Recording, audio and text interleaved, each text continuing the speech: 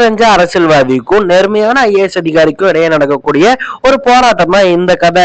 இந்த டெம்ப்ளேட்டை வச்சு கமர்ஷியல் ஃபார்மேட்ல என்ன மாதிரியான படம் வேணா கொடுக்கலாம், சூப்பரா பிரசன்ட் பண்ணிருக்க முடியும். பட் சங்கர் கிண்டி வச்சது என்னவோ உப்மா தான். 500 கோடிங்க, 500 கோடி போனா வருமா அப்படிங்கிற மாதிரி இருக்கு. ஏன்னா 500 கோடிக்கு இந்த படத்துல என்ன பண்ணிருக்காங்கன்னு கேட்டீங்கன்னா ஒண்ணுமே பண்ணல. இஷ்டத்துக்கு காசை தண்ணியா இறைச்சிருக்காங்க. எதுக்காகடா காசு தண்ணியா இறைச்சிருக்காங்க? இந்த படத்துல அவ்வளவு வேல்யூ கொடுக்கறதுக்கு எதுவுமே இல்லை அப்படின்னு சொல்லிட்டு நீங்க யோசிச்சீங்கன்னா ஒரே ஒரு இடத்துல இருந்துச்சுங்க.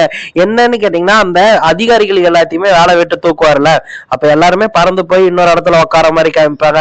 அந்த ஜீப் எல்லாமே பறக்கிற மாதிரி காமிப்பாங்க. டக்கு டக்குன்னு எல்லாமே மறையும் இல்ல. அதெல்லாம் எம்ஜிஆர் காலத்து டெக்னிக். டிஸ்மிஸ்ன்னு சொன்ன உடனே அவங்களை டக்குன்னு கட் பண்ணி இன்னொரு இடத்துல இருக்கிற மாதிரி காமிப்பாங்க. இதெல்லாம் எம்ஜிஆர் கால டெக்னிக். அந்த டெக்னிக்கை விஎஃப்எக்ஸ் மூலமா நான் பிரம்மாண்டமா காட்டுறேன்னு சொல்லிட்டு அதுல காசு அதிகமா கொட்டி இருக்காங்க.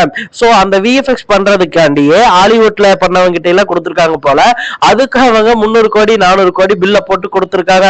அதனாலதான் இந்த படம் 500 கோடி பட்ஜெட்டை தொட்டிருக்கும் அப்படின்னு சொல்லிட்டு நான் நினைக்கிறேன்.